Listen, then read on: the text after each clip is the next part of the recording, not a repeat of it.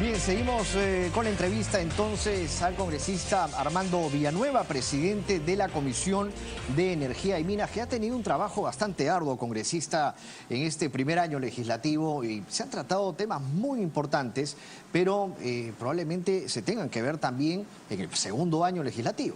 Sí, gracias, Mario.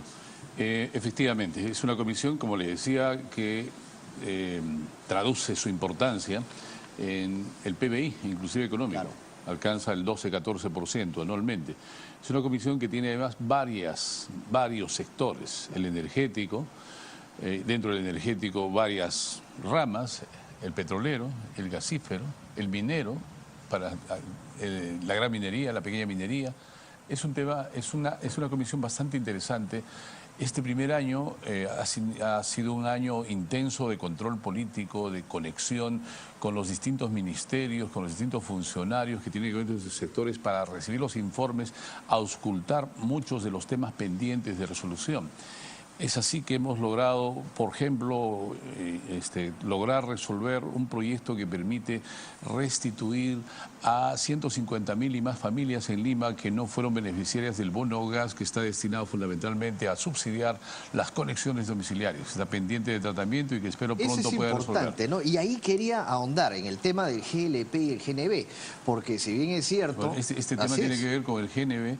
Y tratamos el GLP, bueno, pero luego, pero también es importante. Es importante. En el caso del GLP, por ejemplo, que fue una de las últimas reuniones en las que tuvimos al ministro y a funcionarios de Ocinermin, de Indecopi, así como a los consumidores y demás, hemos llegado a una conclusión que yo creo que el Congreso tiene que seguir evaluando para ver cuál es la salida. Por ejemplo, ahí se informó, se dieron los distintos informes, se ha dicho que hay varios casos de concertación de precios que actualmente están siendo evaluados, inclusive durante varios años en Indecopi. Claro, a Indecopi le hemos pedido que resuelva pronto, eso es lo lógico. Pero hay algo que tenemos que saber, que el GLP ex planta en Plus Petrol sale el equivalente al balón a 10.60 soles. Y que el proceso de transporte, distribución y comercialización termina triplicando y hasta cuadruplicando el precio del balón. Esto en una economía como la nuestra, en que el Estado debe garantizar el bienestar, parte de lo cual se expresa en buenos precios para el balón del GLP, creo que tiene que ser evaluado. No se explica cómo así puede triplicarse y hasta cuadruplicarse el precio solo en Lima. No le digo, yo soy de Cusco, como usted sabe, no le digo de los 60 o 120 soles en que se compra un balón en el mismo escenario de Camisea, de donde sale el gas. Y esto preocupa, congresista, porque, como usted bien lo dice, ¿no? El Perú, un país, pues, como se dice, explotador de gas. Y productor de gas, y que también, pues, se exporta, ¿no? Este gas, y muchas veces se deja también a muchas familias acá, sigue el mismo, ¿no? Entonces... Bueno, ese es el otro tema. Claro. Por una parte está el precio del GLP, del balón de 10 kilos del GLP, y el otro es la política de masificación del gas.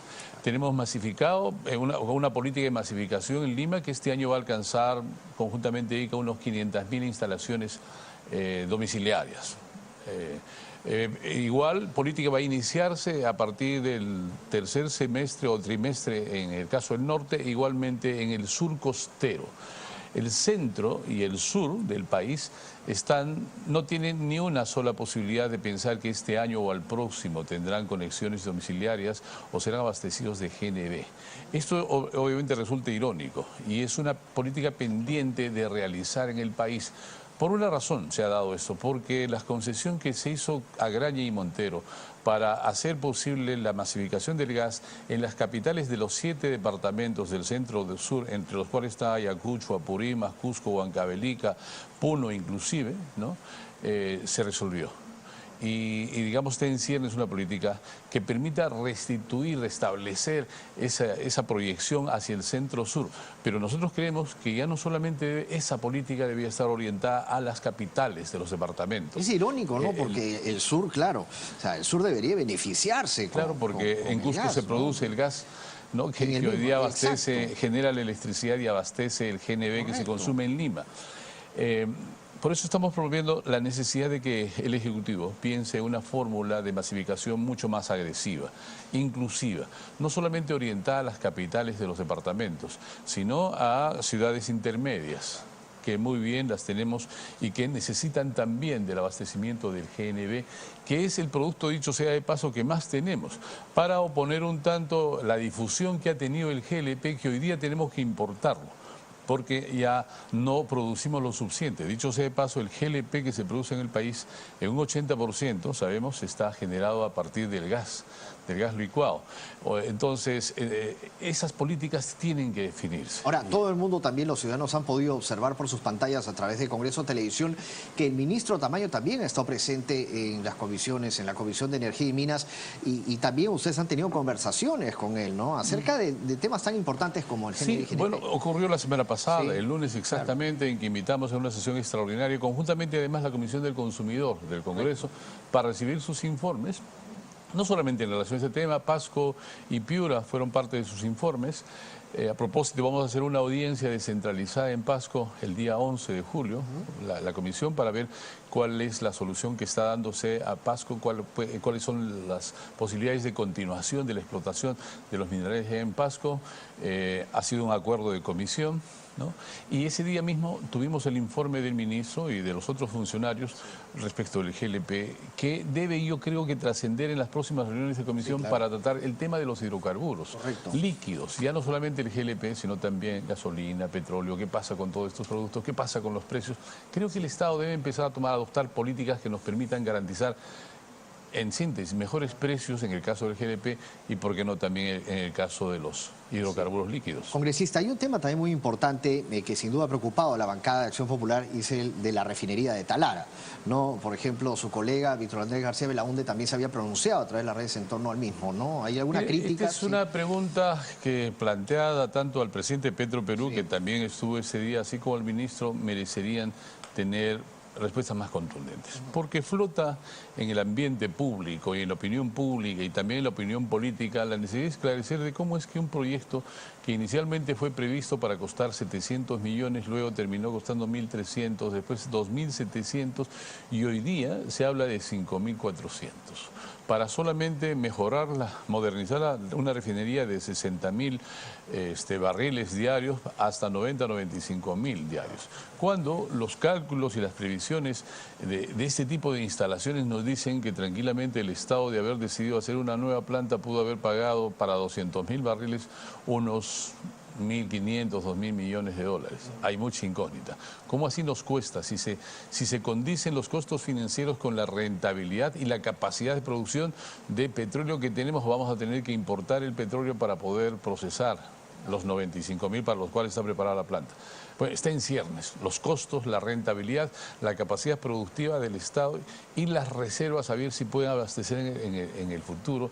Está también en ciernes la necesidad de reactivar el oleoducto, que felizmente va a empezar a operar dentro de los siguientes meses. Ahora, congresista, en el tema de la minería, por ejemplo, lo que estamos pues básicamente tratando es sobre la inversión minera, en donde se han hecho estudios, hay expertos, por ejemplo, es una publicación también de un diario de Perú 21, en donde aparece pues que la inversión minera ha retrocedido, y bueno, algunos expertos pues se culpan de esta manera, ¿no?, a un sector, han pedido pues al Ejecutivo que impulse este sector, ¿no?, y que exista más coordinación con las regiones. ¿Falta coordinación realmente con las regiones a su juicio?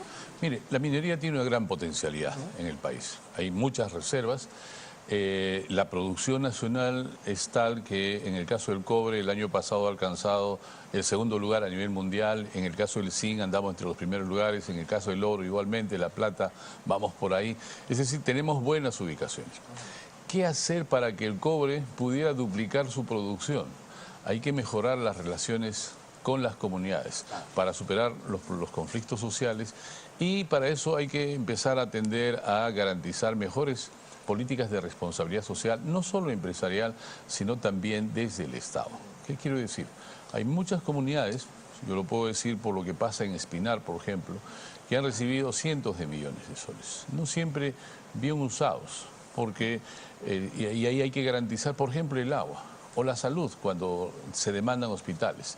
Entonces, esas políticas de responsabilidad social tienen que ser reajustadas, mejor pensadas, para hacer más eficientes los recursos provenientes de la explotación de las minas, que deben ir fundamentalmente orientadas a garantizar bienestar, desarrollo, a través de corredores económicos, a través de políticas de uso más eficiente y adecuado de los recursos, que es no necesariamente lo que se ha hecho hasta ahora. La diferencia entre Espinar, en lo que hemos podido, por ejemplo, conocer, ¿no?, de Espinar y ciertas zonas de Cajamarca, pues el canon no es distribuido como debería de ser distribuido, ¿no? Espinar es pobre, o sea, cuando uno va a la ciudad de Espinar, y es dentro del Cusco, ¿no?, de la región Cusco. Está dentro del departamento del Cusco, es uno de los departamentos que digamos con mayor tradición minera, porque el cobre se explota desde hace aproximadamente 32 años allá. Primero fue Tintaya, que está en pleno proceso de liquidación, ha pasado a ser Antapacá, hoy día se sigue explotando, hay una experiencia larga y hay políticas de responsabilidad social en las distintas etapas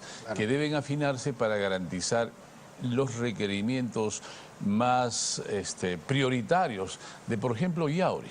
Oiga, estamos hablando del agua, estamos hablando del hospital, estamos hablando de eventuales contaminaciones que habían producido por eso que tienen que ser resueltas. ¿Cunga debería de ir, congresista? Creo que es un tema por resolver en el caso de Cajamarca, ¿no? Pero hay que resolver las políticas de responsabilidad social y hay que pensar en un tipo de minería que sea sostenible no solo económicamente. ¿Se está respetando socialmente el PAMA? También y medioambientalmente también. En el caso, para no ir, alejarnos de Cusco, ahí, por ejemplo, hay la necesidad de saber para cuándo es que Las Bambas presenta el estudio de impacto ambiental que, me acuerdo, fue precisamente debatido en la Comisión de Energía y Minas cuando ocurrió el fallecimiento de este ciudadano en reclamo de mayores políticas de responsabilidad social para Las Bambas. Ahí es necesario conocer, hay que superar estos niveles de digamos, no solución de las mayores demandas sociales para fundamentalmente orientar las políticas del Estado, así como el comportamiento de aporte de las empresas hacia mayores políticas de responsabilidad social, hacia la consecución de objetivos de bienestar social. Porque la gente, yo he estado en algunas reuniones allá, la gente dice, ¿para qué tenemos minas? Y es que, ¿para qué producimos? ¿Para qué dejamos que se lleven nuestros minerales? Si nuestras carreteras, nuestras escuelas, nuestros hospitales siguen igual. No tenemos agua, no hay obra de desagüe. Hay que hacer un análisis bastante frío para ver cómo es que garantizamos, al mismo tiempo que la explotación de estos recursos, garantizamos la posibilidad de que los beneficios, la renta, el cano, vayan a dar eficientemente, vayan a ser invertidos en la mejora del bienestar de estas comunidades o de estos distritos y provincias del país. Esta comisión de la cual he estado encargado, congresista, porque es prácticamente parte de la economía del país, ¿no? Y también dentro de las facultades delegadas que se dio también. El otro factor en el tema de minería que hay que evaluar es la pequeña minería. Se le dieron facultades al Ejecutivo, se han dado lugar a estos decretos legislativos, han sido promulgados, han sido evaluados por la Comisión de Constitución. Hicimos algunas sugerencias, no todas las sugerencias han sido evaluadas por la Comisión, lo cual va a comprometer a la Comisión en trabajar cómo acercamos y cómo logramos que la formalización de la pequeña minería se pueda dar. Hemos hecho algunos intentos, hemos intentado discutir una fórmula consultada con algunas instancias del Estado en vista de que la pequeña minería no ha sido, digamos, adecuadamente y responsablemente tratada por los gobiernos regionales, siendo que hasta ahora habían sido y siguen siendo su responsabilidad.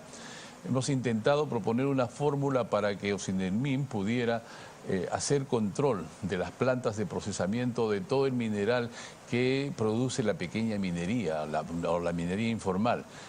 No hemos llegado a los niveles de consenso, no hemos logrado aprobar esta posibilidad, pero este es un paso que podría darse desde el Estado para acercar niveles de control de la producción y al mismo tiempo encontrar otras fórmulas que nos permitan formalizar rápidamente, no a través de procedimientos que no han dado lugar hasta ahora en el intento del Estado de formalizar a la pequeña minería, ni resolver los problemas de la minería ilegal. Congresista, con este tema tendríamos pues para rato para conversar, sin duda, en lo que es tema de minería. Pero quedan como temas pendientes para la siguiente legislatura. Para el segundo año, sin duda, pero es importante también conocer, usted que es del Cusco, la función representativa que ha tenido en su región, en la provincia, porque es importante también en las semanas de representaciones esa preocupación que había de parte de usted. Ha ¿no? sido intensa. Sí. Le cuento que el Cusco ha estado muy movido, está muy movido ahorita mismo. El tema de los bueno, maestros. mire, Sí.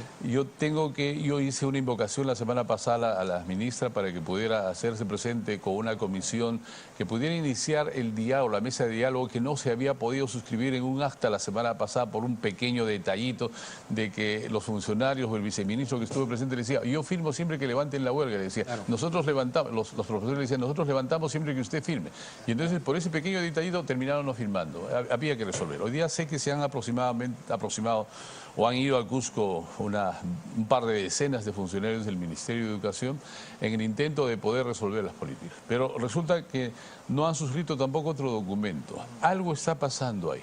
Hay que afinar estas posibilidades de diálogo para ir resolviendo los temas, que no son ciertamente solo propios, en el caso educativo, de Cusco. Son más bien temas nacionales. Tiene que ver con salarios, tiene que ver con deuda social. Y yo aproximaría otro tema. Tiene que ver con la resolución de cómo mejoramos los estándares de rendimiento educativo o de rendimiento en la enseñanza que se hace a los educandos, fundamentalmente en matemáticas, lenguaje, que son los índices que se miden. ¿Por qué?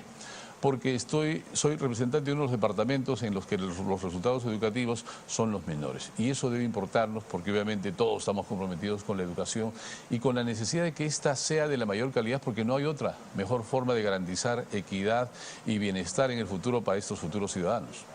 Congresista, bueno, se ha dado todo el tiempo. Muchas gracias por haber venido a Agenda Parlamentaria. Muy amable. Y como siempre, bien recibido acá, a Canal Nunca mejor tratado. Yo le agradezco la oportunidad. Así es. Estuvimos al inicio de la legislatura, me acuerdo, del primer año, conversando sobre los proyectos que habían en la Comisión de Energía y Minas. Bueno, ahora estamos ya haciendo este balance. Hemos aprobado varios proyectos. Correcto. ¿no? Respecto a la exportación de gas, respecto del bono gas, como le decía, respecto de la eficiencia energética, respecto de algunos topes que hay que empezar a proyectar para el crecimiento y la mejora en la generación de energías renovables, de energías limpias, están pendientes de ser tratadas en el Pleno.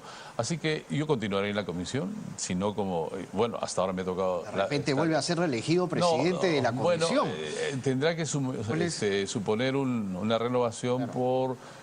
que en la bancada tenemos responsabilidades asignadas. Y de todo pero lo que, al margen de que pueda estar en la presidencia, habiendo cumplido ya la tarea de este año, yo continuaré en esta comisión, sea como suplente, porque son temas muy vinculados al quehacer de una región como la de Cusco. Y de lo que ha enumerado hace un instante, de estos proyectos que fueron aprobados, ¿con cuál usted pues se queda? ¿Cuál le daría realmente mayor valor? Bueno, todos son muy importantes, ¿no? Pero si tuviera que yo elegir uno que debe ser debatido, yo creo es aquel correspondiente... Bueno, todos deben ser debatidos, claro. Pero si tuviera que identificarme es aquel que está vinculado a la exportación del gas y a la necesidad de implementar los laudos arbitrales que se han dado hace 2 años y que significarían la garantía de mejores ingresos por concepto de regalías y canon para el Estado y para el Cusco particularmente. Bien, congresista, muy amable, muchas gracias. Igualmente. Ha sido el congresista Armando Villanueva. Nosotros vamos a continuar con más balances en Agenda Parlamentaria a esta hora. Pues vamos a hacer una pausa aquí en Agenda Parlamentaria. Vamos a volver con más resúmenes de los balances de parte de las presidencias de las diferentes comisiones, de los titulares también de los congresistas quienes han participado de los diferentes grupos de trabajo. Retornamos con el de Inclusión Social. Volvemos.